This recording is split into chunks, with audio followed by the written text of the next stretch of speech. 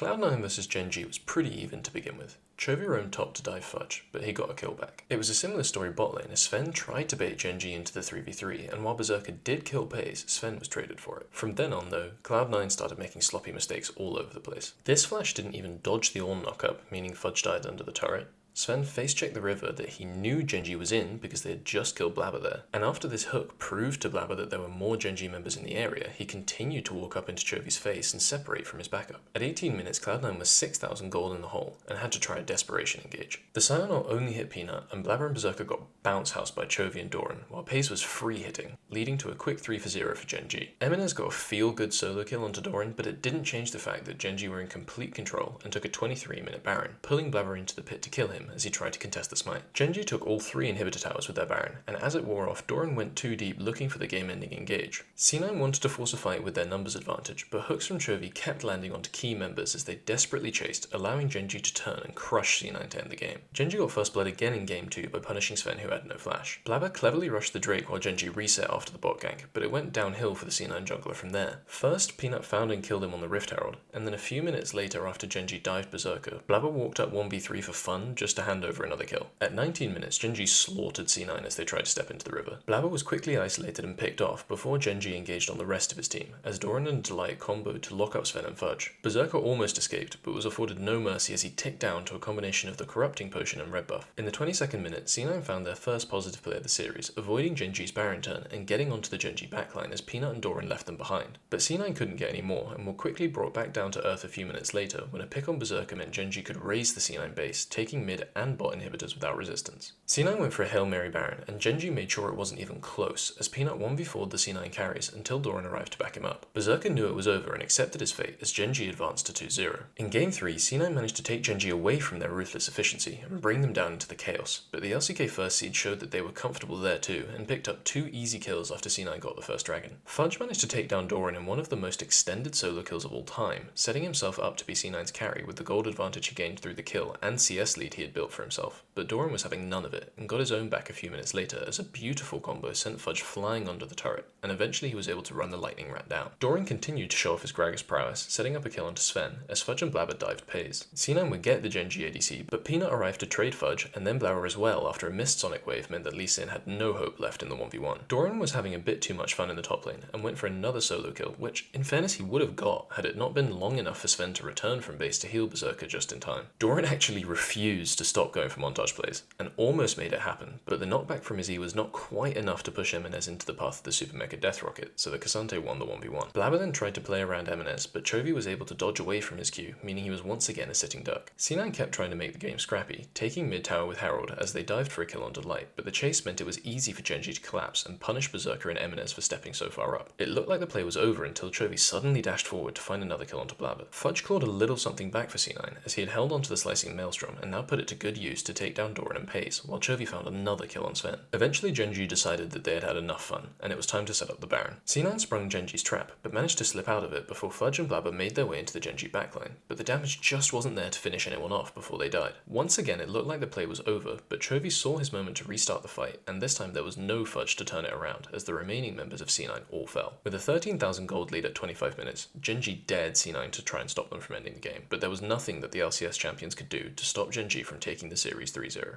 Well, now that Play-ins Part 2 is finished, I guess we can move on to the real bracket stage. All of the remaining matches should be bangers, so looking forward to that.